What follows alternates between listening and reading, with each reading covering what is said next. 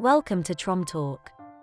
I'm Mary Tandry of DIY Salvation here with a special presentation for absolute beginners, men and women alike.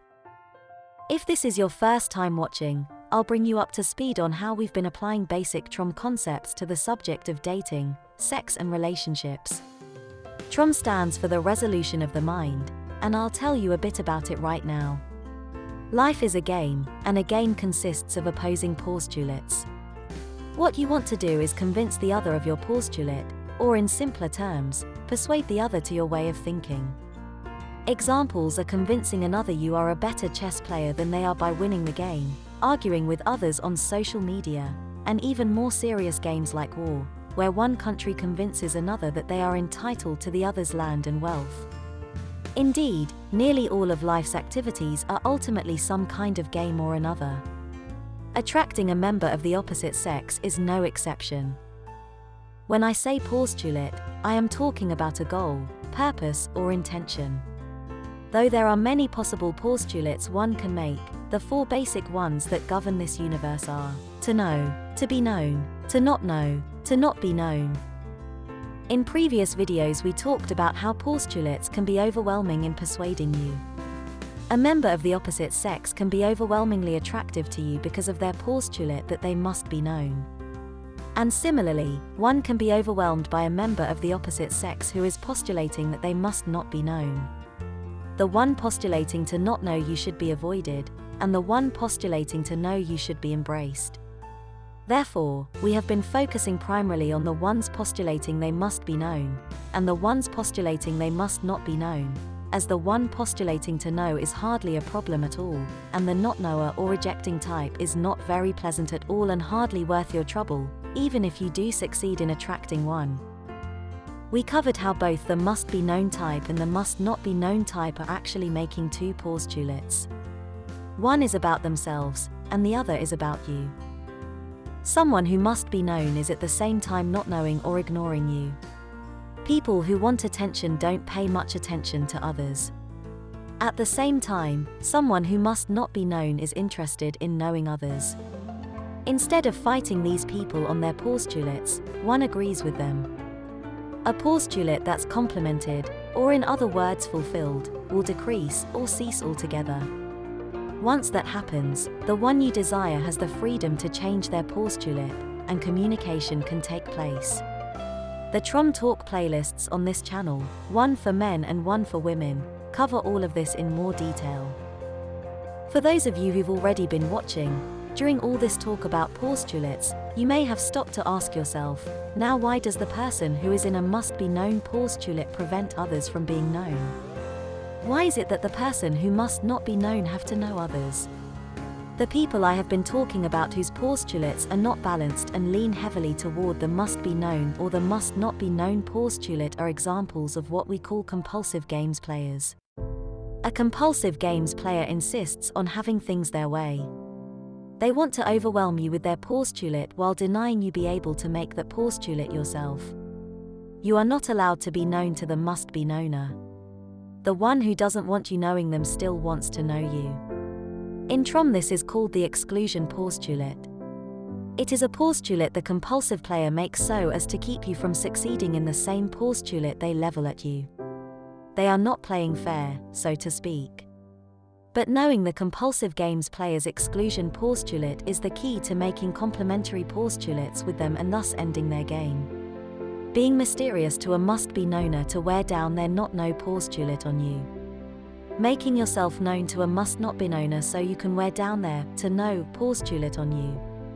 You are acting the opposite way that they are, yet you are agreeing with their postulates which in turn will dissolve them and change them. It's quite a neat trick when you think about it.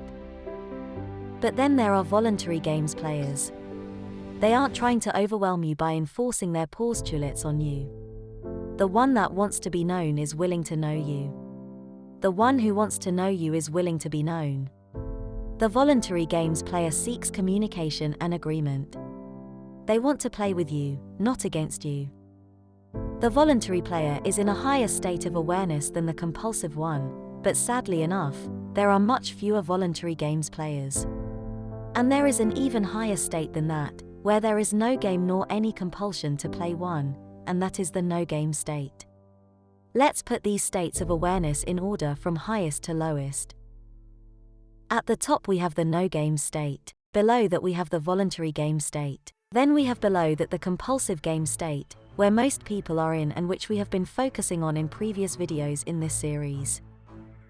There is one more state, and that is the lowest one can fall into, and the focus of today's presentation.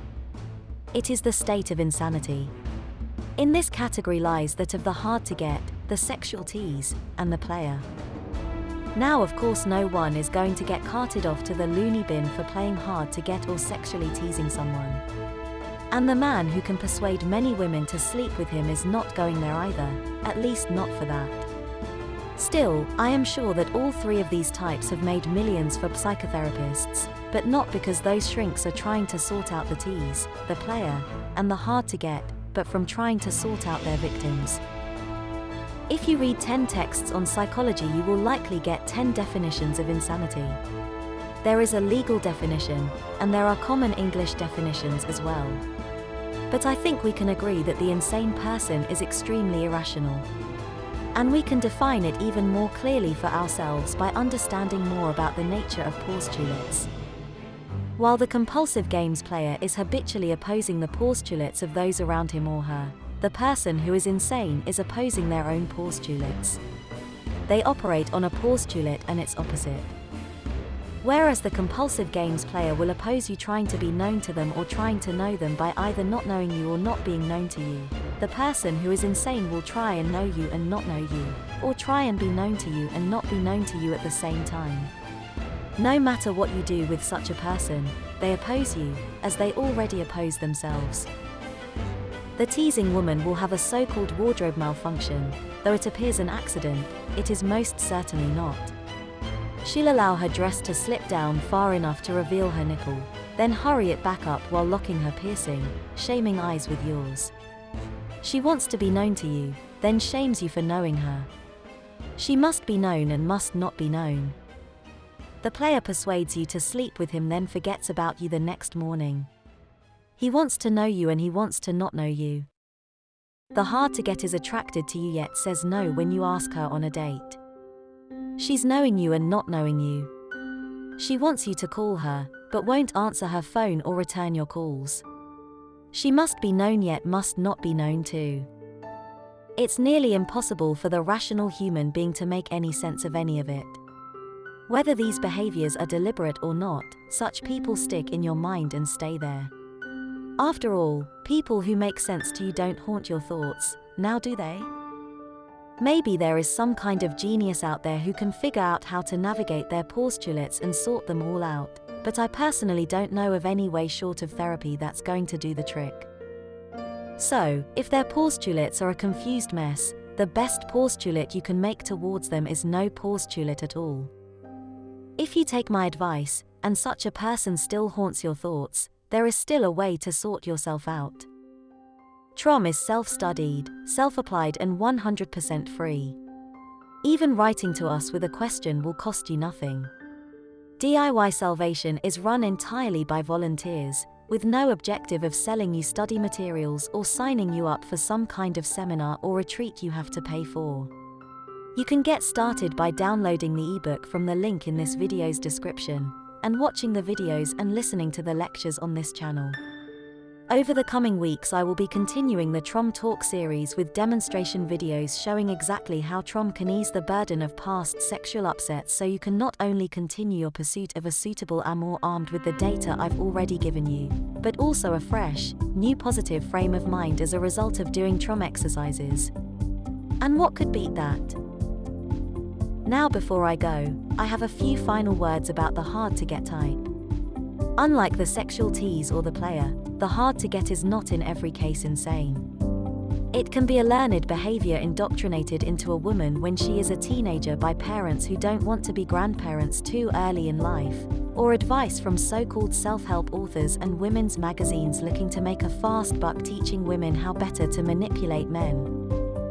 For the men, I'll tell you, if you spot such a type of woman and know she is playing hard to get, call her out on it. Have a civilized conversation with her, letting her know you find her attractive and interesting, but that you will not pursue her if she plays these games with you. If she does not straighten up after that, then forget about her. And for you ladies who play these kind of games with men, realize that men suffer from enough rejection from women that don't like them. They don't need it from women that do. You may think that sending a man mixed signals is the way to keep him interested, but a man with integrity won't put up with that for very long. Playing hard to get will only attract the weaker-willed, desperate type of man, and that is not the kind you want to have, if happiness matters to you at all. I'm Mary Tandry, and you are watching TROM Talk on the YouTube channel DIY Salvation. Thank you for your time.